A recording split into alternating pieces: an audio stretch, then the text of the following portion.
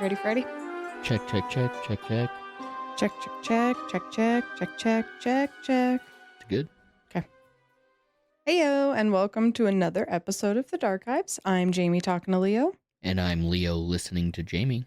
And this week, we are going to be getting into the true history of Saint Nicholas.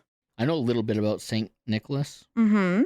I know a lot of Saint Nick is a lot of hearsay and legend Mm-hmm. and mythos. Yes, yeah. It is a bit of grandiose, a little bit of hyping up the man, but he was a real man, and we're going to get into some of his exploits while alive and how we got from a real life saint to Santa Claus. Cool. So where do we start? We are going to be starting in the 3rd century in Patara, which is now in modern day. Do you have a guess for where St. Nicholas was born? A country. I'm going to give you a hint. It's European. I figured it's European because the little I do know is that Saint Nick was around while the Roman Empire was still a thing. It was like when the Roman Empire and the Catholics were kind of separating there. Mm-hmm. I'm just going to go with Romania. Turkey. Okay, Turkey. Okay. Nicholas was born in Patara, which is in modern-day Turkey. At the time, the area was under Roman rule, but he was raised devoutly Christian. He had 2 very wealthy parents, and after their death, he inherited all of their money. Mm-hmm. He used all the money that he inherited to help the needy, the poor, the sick, the down and outs. Yeah, so he was giving back. Very much, yeah. He was made Bishop of Myra, which was a nearby city, but under the Roman Emperor Diocletian, he was exiled, imprisoned, and tortured. That is wild. I actually think I know something about how he became bishop. Lay it on me. What do you got? I don't know the proper term, but the person to name the next bishop Mm-hmm. was said to have had a dream in which God told him that the next one to come through the church doors would be the next bishop, and that's how St. Nicholas became a bishop, and he was super young, right? Mm-hmm. Well, under the rule of Diocletian, he had ordered the persecution of Christians, and I'm going to be speaking in terms of Nicholas, quote, as he was the chief priest of this town and preached the truths of faith with a holy liberty, Nicholas was seized by the magistrates, tortured, then chained and thrown into prison with many other Christians. End quote. But that's because the Roman Empire and the Christians saw things differently. Mm-hmm. Yeah, so Yeah. this was the Roman Empire trying to squash out the Christians. Yeah, they still believe in Jupiter and Mars and that. Yeah, they were still a polytheistic God believers Yes, and then the Christians came along, with just one God. spewing their heresy, Yes, exactly. according to the Romans. Noted. While imprisoned, Nicholas had apparently been beaten until he was raw, and his whole body was like bright red. They did a number on him, but during all that, he had never once renounced his God. After Diocletian abdicated the throne and Constantine took the title of emperor, the Council of Nicaea was called, and that was done in order to try and unite all the Christianity branches together, Mm-hmm. namely with Arianism. Arianism? I'm choosing to pronounce it Arianism, named after a man named Arius. Arius. Mhm. Arianism. No. Arianism was the belief that Jesus was a creation of God, so therefore not his equal. Yep, okay. It gets a little into the weeds on religion, but it's just essentially saying that since God created Jesus, they couldn't be like co-eternal, co-equals, you know what I mean? Yeah, I think I remember this story, actually. You might. It's very funny. Yeah, I think I know this story because, yeah, the whole, if I remember correctly, our boy No spoilies. is on the side that says they are one and the same. Yes. Yes. Yeah. Do you know the memes? No. There's memes. Tell the story, but there's a meme behind this one. That's how I know it. Okay. Well, Arius, the kind of inventor of this belief, was upset after this was declared heresy at this meeting. And in attendance was our boy Nicholas. They ended up getting into a pretty heated debate, which ended when With Nicholas. punching the lights out of Arius. Oh, I heard slapping. I thought he slapped the shit out of him, yeah. He put hands on Arius. He called him a heretic and slapped him. Yeah. Yep.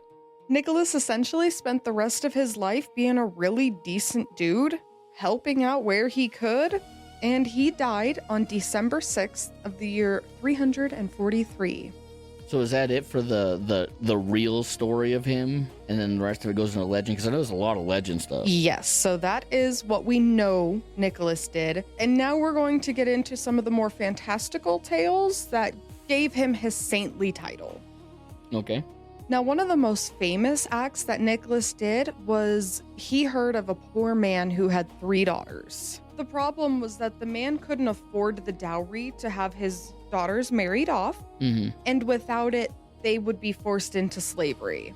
So, Nicholas came in the dead of the night and threw in some of his inheritance gold as a dowry for the oldest daughter. The gold is said to have landed in a stocking or a shoe of the family's. So you can see where maybe we get some of our Christmas traditions. For filling the stockings, Yes. But with this money, the eldest daughter was able to be married off. Nicholas then came back and did it 2 more times, ensuring that the other 2 daughters also could be married off and not sold into slavery. Pretty cool. That's the thing. This is one of the legends, right? So the story that I heard about this was that the eldest daughter was past the point of marrying, like, or not of typical age to marry. She was getting a little older. And the middle child was like the perfect age to get married. So what ended up happening was the eldest daughter went to her father and said, "Hey, sell me into slavery, and then you'll have a dowry for my other 2 sisters." And the dad got really sad about all this, went to his room or wherever he went, but that night he ended up praying about it. Nicholas, as a passerby, overheard him praying and threw 3 bags of gold into the window, one of them landing in a stocking. As with any legend, we are going to hear multiple renditions of it, so fucking keep your story in, keep my story in. Yeah, these are obviously just legends of how he went from being Saint Nick to being Santa Claus. Santa, yeah. Yes. Now, there are 2 different stories for this one. One story is that 3 students were traveling to Athens to study when they stopped at an inn. The innkeeper, for whatever reason, decided to rob and murder them. The second story is that there were 3 young boys who stopped by a butcher's for some food, and the butcher, for whatever reason, killed them, chopped them up, and put them into a pickling barrel. So let me clarify this. These are 2 versions of The same story. one myth kind of thing. Yes, okay. yeah. Pickled boys. The pickled boys, yes. But whichever story, either way, some years later, Nicholas stopped into this place, and his supernatural saint powers told him of the 3 dead boys. Boys, men, whichever story you like better. He confronted the person, either the innkeeper or the butcher, and miraculously raised the 3 dead back to life. He pulled some necromancer type shit. Yep, I don't know anything about the innkeeper story with the men. The pickled boys is told much more often. I know that I've heard of the pickled boy thing, and Yes. I thought that was how Saint Nick became the patron saint of children. Yeah. Yeah. So that's why the pickled boys version is told much more frequently. But in my research, I did run across the students going to Athens and the innkeeper getting them. So I wanted to include that just in case somebody had heard of the innkeeper rather than the butcher. I'm just including both. Like we said, this is all fun stuff, but This is a bit of mythos after the known stuff, because there's not very much known, like, actually documented of him back in the day. So we have a little bit of actual documentation of the man, and then a lot of mythos surrounding him and how it kind of moved. But your boy did some homework this time. I ran into the pickled boy story, so I knew he was the patron saint of children and of sailors. well, for the sailors, Nicholas was on board a ship when a massive storm hit the sea. He began praying, and during his prayers, the wind suddenly quieted, the sea calmed, and all the men on board were saved from potentially being shipwrecked during the storm. And that is how he, among other stories, but that's how he gets to be the saint of seafarers. Yeah, I saw a couple stories of him and sailors, and all of them had a heavy dose of Bible magic in them. Yes, yeah, they all do. So It's all prayers, thoughts and prayers. Jamie just... Is that a Hail Mary? What is that? I don't even know. I'm not even religious enough to know that, but... The sign of the Father, Son, Holy Spirit, kiss it up. Prayers up. Yeah. Prayers up, boys. The G-Man. Mm-hmm. Oh, because of G-Man. Now, there are many other tales of his miracles and his deeds, but all of them resulted in him being recognized as a saint only a century after his death. As you mentioned, he is now the patron saint of children, seafarers, and quite a few others. After Nicholas died, he was buried in his church, and it later became a pilgrimage site for many. In 1071, the Muslim Turks invaded the area, and Italian sailors decided that Nicholas's remains weren't safe there anymore. So in 1087, they removed Nick from his resting place.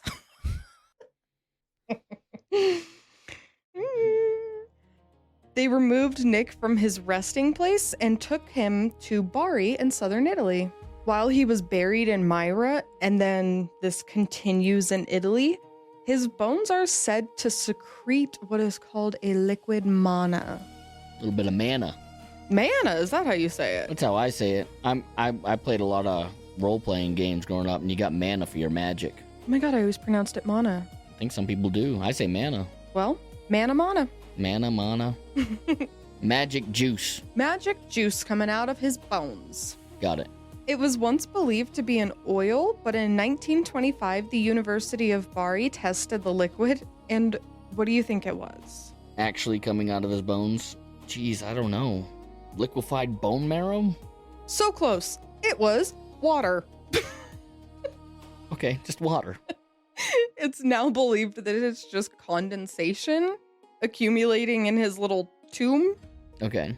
But either way, this does not stop a yearly extraction of the mana, and this is something that has been done annually since 1980. Every May 9th, the Feast of Translation is held in Bari, which honors the movement of Nicholas's bones from Myra to Italy. And the mana is extracted and then diluted into a larger amount of water, where it is then bottled and sold in containers, which is covered in artwork of him, so people can own a precious relic from the saint himself.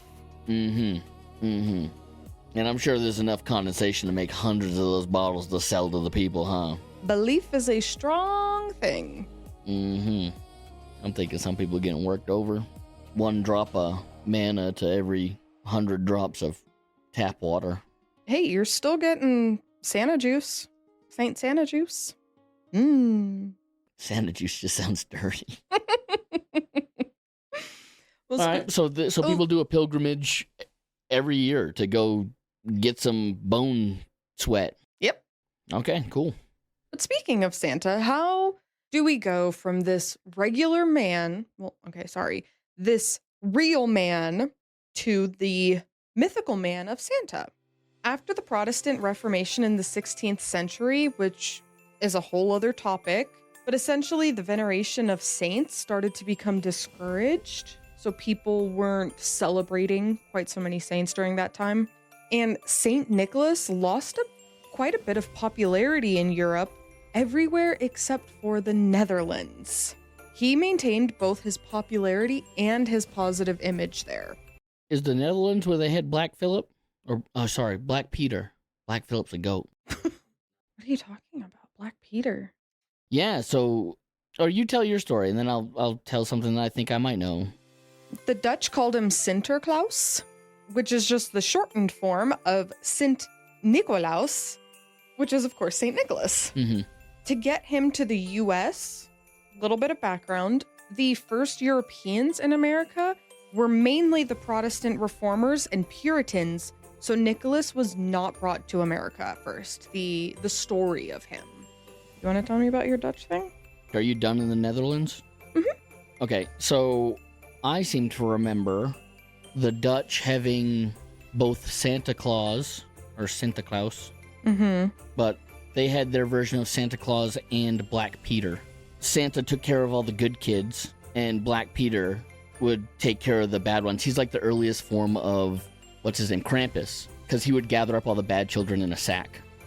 Yeah, so Santa would basically be like, that's a naughty one, gather him up. And that Black Peter is I believe, like the first version of Krampus, because it went from Black Peter to more mythical and all the way up to monsters as being the antithesis of Santa Claus. What?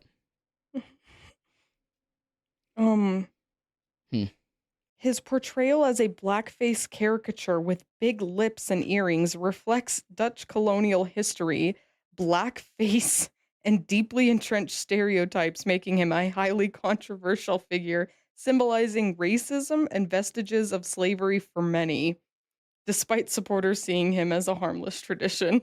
Yeah, I choose to believe that. Holy He shit. just happened to be a black thing, black mythical creature. Okay. That's the way I look at it. I've never even heard of him, so I have no which way of thinking of him. That's interesting. I haven't heard of him. Yeah. At the end of the 18th century, Dutch immigrants came to America and brought pieces of their culture with them, one of which was the celebration of the Day of Death for Nicholas. Okay. In both 1773 and 1774, newspapers from New York reported on families gathering to honor Nicholas, which is some of the first written accounts we have of Nicholas in America. I said that was from Dutch settlers? Yeah. Okay. In 1804, woodcuts of St. Nicholas were distributed in New York and had images of him with stockings, toys, over the fireplace, more modern-day Christmas imagery. In 1809, Washington Irvine referred to Nicholas as the patron saint of New York in his book, The History of New York, where he wasn't described so much as saintly, but more as a jolly fellow, and he was described as having a clay pipe, so you can kind of see where we're getting the imagery from. In 1810, the New York Historical Society held the first St. Nicholas anniversary dinner on his death day. Very cool. In 1821, The Children's Friend was published and contains what are thought to be some of the first images of Santa being on a sleigh pulled by reindeer. This book also puts him appearing on Christmas Day rather than December 6th, which is St. Nicholas Day. Cool. This was a book of firsts for him, but it also has him for the first time judging naughty and nice. Mm-hmm. In 1823, A Visit from St. Nicholas, or as we now more commonly know it, The Night Before Christmas, was published, and this solidifies the image of St. Nicholas as Santa Claus in the American mind. Yep, I do know about this poem. Mm-hmm. Well, it was The Night Before Christmas. It's something that, at least here in America, we all grow up listening to this. It is an extremely common children's Christmas book. Thanks to the artwork of many artists, including Norman Rockwell and Haddon Sundblom, who created the Coca-Cola advertisements with Santa in them. Which blew him up to stardom in America. Mm-hmm. The American image of Santa was solidified here in the States. I do have something to add. Mm-hmm. So as I may or may not have said already, due to the magic of editing, I did a little bit of research this time. Jamie told me what she was going to do this episode on. It was going to be a kind of Christmas special, holiday special. Mm-hmm. What was the man's name that you were talking about? Washington Irvine. Irvine, who first talked about him with the clay pipe, thought of himself as a friend to the Dutch, wrote that book that you were talking about. Yeah. And that is what got people talking about St. Nick. It was like the biggest thing to get him talked about in America. Yeah. And the man who wrote The Night Before Christmas, as we know it today, he was the first one to depict Santa in a way, like actually describe Santa in like a specific way. which was that he was very little and he had tiny little reindeer and he was like a jolly man. A bowl full of jelly. Yeah, like an excerpt from the poem is, I heard on the roof the prancing and pawing of each little hoof. As I drew in my head and was turning around, down the chimney St. Nicholas came with a bound. He dressed in all fur from his head to his foot, and his clothes were all tarnished with ashes and soot. A bundle of toys he had flung on his back, and looked like a peddler just opening his pack. His eyes, how they twinkled, his dimples, how merry. His cheeks were like roses, his nose like a cherry. His droll little mouth was drawn up like a bow, and his beard on his chin was as white as the snow. So that's the first time anyone ever depicted Santa Claus, and you can actually get a vision of what Santa looks like. The first New Age version of Saint Nick, aka Santa Claus. I thought that was really cool. Fantastic. And using that depiction of Santa Claus, a German artist by the name of Thomas Nast was actually the one who popularized the imagery that we see of Santa today. And it was really cool because they started off as like a very small man, and he modeled him after himself. He was kind of a short, stocky guy. So he used the poem that I just read, characterized him into like this tiny little cherry-cheeked man, and gradually as he continued drawing Santa, he made him larger and larger until he became a full-sized man. And then as the publications went, he was originally in a brown fur suit, but in his publications, the printing company was really sloppy with the printing, and some of the brown on the fur ended up showing up as red, and instead of trying to correct it, they just leaned into it, and there's no other reason that I could find that Santa Claus wears a red suit, except that it was a error in the printing process, and they just rolled with it and then leaned into it and made him red from there on out. Absolutely fantastic. Those are some things that I found on Santa. I thought it was pretty cool. The Santa that we know today and how we got him. I absolutely love. So add Thomas Nast to the list along with Norman Rockwell and yep. But yeah, Nast is credited for making it popular after the poem came out. Absolutely fantastic. Thank you for doing that. Yeah. Well, that's our story. Yeah, that just about wraps it up. Yeah, that's our story on Saint Nick and how we come to know Santa Claus. From a real life saint. Hope you guys enjoyed this not so dark little holiday special. And feel free to let us know what you thought. I mean, this is the first time that I did a little bit of my own research, and yeah, we'll see. Let us know if you'd like to see more of that. Maybe Jamie and I going over the different things that we've learned while researching, or if you like me just asking the questions that hopefully you guys want to ask too, or maybe I'm just silly and asking all the questions because I don't know them. But yeah, let us know if you like the format a little bit like this. This is just a little test out. We're just having fun. It's the holidays. Yeah. We're loose. Hope you guys learned something new this week. You can follow us on Instagram and Threads at Darkives Podcast, or you can send us an email at thedarkivescommunity@gmail.com. You can also leave us a review, leave us a comment, and let us know what you're liking. Or if there's something you want to hear. Yeah, or feel free to correct any of our mispronunciations that we make. We'll see you guys next week for another episode of The Darkive. Yep, and whatever you're celebrating this month, I hope you have a great holiday, no matter what it is. And I hope you guys have a lot of fun and enjoy time with your families. And we'll see you guys next week.